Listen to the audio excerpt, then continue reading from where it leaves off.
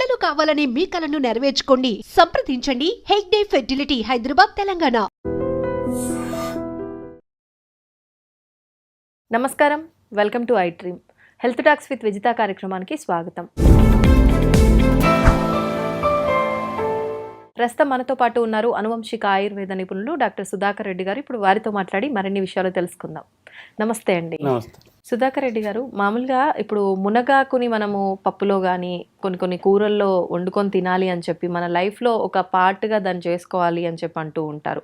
దానివల్ల చాలా బెనిఫిట్స్ ఉన్నాయి అని అంటుంటారు. అయితే మనకు మునగాకు అందరికీ అందుబాటులో ఉంటుంది, ఉండదు. అందుకని చెప్పి దాని పొడి రూపంలో కూడా చాలా మంది తీసుకుంటున్నారు ఈ మధ్య కాలంలో. నిజంగా అలా తీసుకోవడం వల్ల ఎటువంటి ఉపయోగం ఉంటుంది? అసలు ఎందుకు తీసుకోవాలి మునగాకు పొడిని మనందరం కూడా? మునగ చెట్టు వచ్చేసేటప్పటికి మనకు మునక్కాళ్ళు, మునగ పువ్వులు తీసుకుంటామండి. అవును. మునక్కాళ్ళు ఏంటంటే వెన్నుముక్క సంబంధించిన ప్రాబ్లమ్స్ రావని తీసుకుంటా. అంటే మునగ కాడ ఎట్లా ఉంటుంది, మనకి మెడ పూసాలు ఎట్లా ఉంటాయి అట్లా ఉంటాయి కదండి. అందుకు మనకు ఒక విధంగా నడుము నొప్పులు అవి రాకుండా కూడా మునక్కాడ ఉపయోగపడుతుంది. మునగ పువ్వులు వచ్చేసేటప్పటికి మామూలుగా ఎవరైనా కూడా ఒక 25 ఏజ్లో ఉన్న అది వెయిట్ 35లో ఉండరు. కామన్గా బాడీ లూజ్ అవుతూ ఉంటుంది. అవును. అంటే వెయిట్ పెరగరు, కొంచెం వాటరిష్ రావటం ఉంటుంది, నీరు వచ్చినట్టు ఉంటుంది. ఆ మునగ పువ్వులు ఏం చేస్తారంటే ఆ మునగ పువ్వులు కర్రీ కింద వండుకుంటారండి. పువ్వులు కర్రీలా చేసుకుంటారు. ఉల్లిపాయలు మునగ పువ్వులు కలిపేసి కర్రీ కింద చేసుకుంటారు. చేసుకుని అది కొంచెం వేడి చేసే గుణం ఉంటుంది. మళ్ళీ ఎక్కువ చలికాలంలో తీసుకుంటారు, వర్షాకాలం చలికాలంలో తీసుకుంటారు. వర్షాకాలం చలికాలంలో ఏంటంటే మన బాడీ కొంచెం వేడి చేసినా కూడా బ్యాలెన్స్ అవడానికి మనకి వర్షం చలికాలం వల్ల మనకి వేడి చేసినట్టు ఉండదు. ఆ వేడి వల్ల ఏమవుతుందంటే ఈ యొక్క వాటర్ ఇష్యూ తగ్గుతుందండి.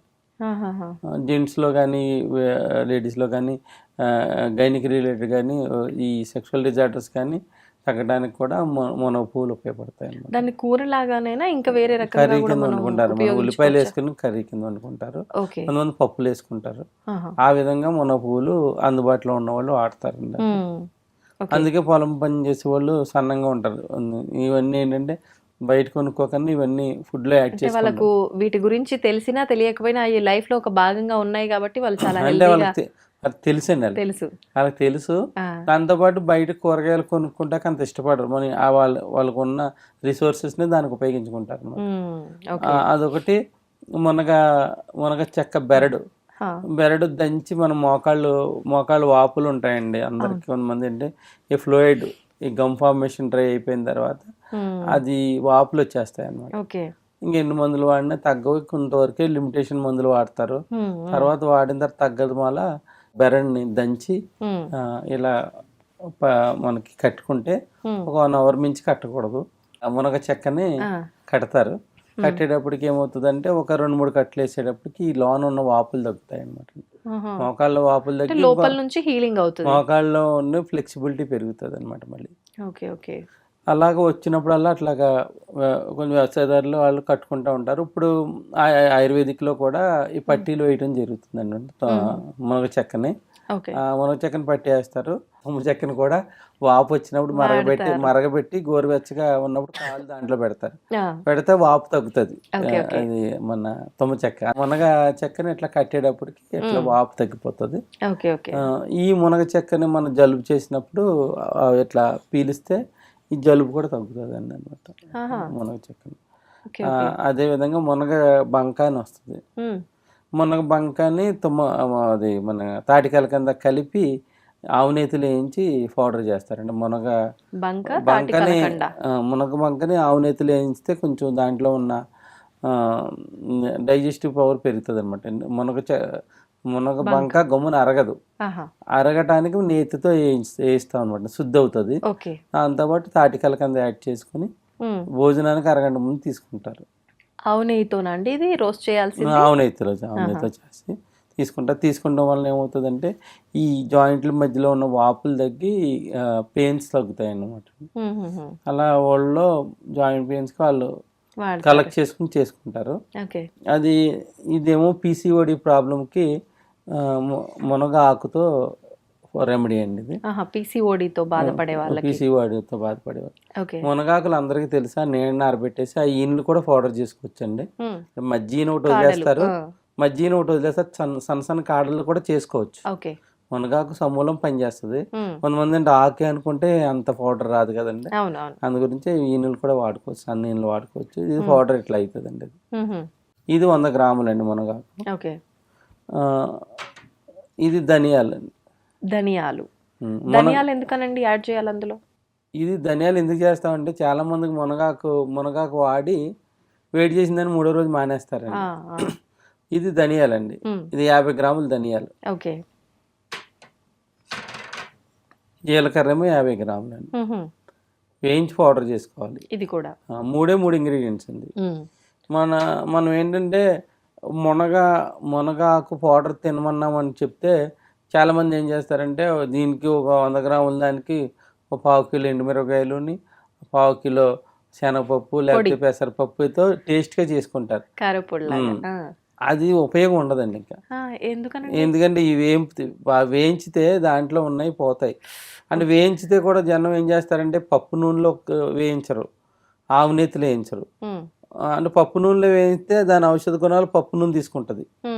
ఇది మునగాక మామూలుగా ఏం చేస్తుంది, ఏదో నూనె తెచ్చి ఏం చేస్తారు, వేయిస్తే ఆ ఔషధ గుణాలు అది నూనె తీసుకోదండి. అది పప్పు నూనెతో వేయించుకోవాలి. వేరుశనగ పప్పు నూనె, పల్లి నూనె. ఇది పప్పు నూనె అంటే నువ్వుల నూనె పప్పు నూనె అంటారు.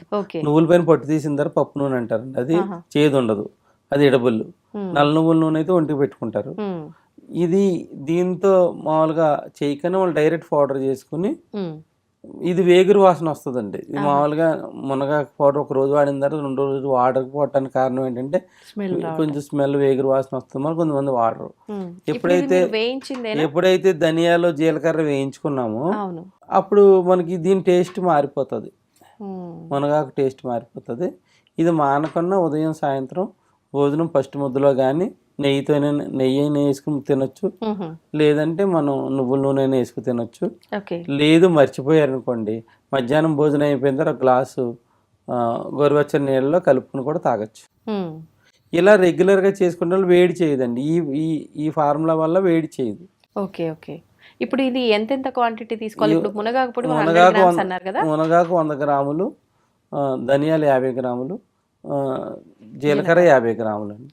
రుచికి సరిపడినంత సైంధవ లవణం వేసుకోవచ్చు.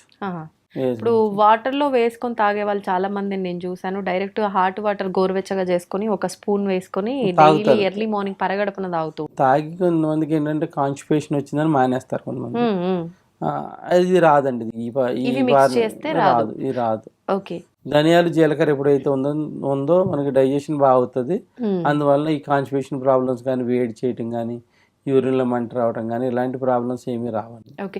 ఇప్పుడు ప్రత్యేకించి ఆడవారికి ఇంకా ఎటువంటి ప్రయోజనాలు ఉంటాయి దీనివల్ల? మీరు అన్నట్టుగా పీసీఓడి ప్రాబ్లం నేను మెడ్రాస్లో ఉన్న వాళ్ళకి పీసీఓడి ప్రాబ్లమ్స్ చాలా వరకు తక్కువ ఉంటాయండి.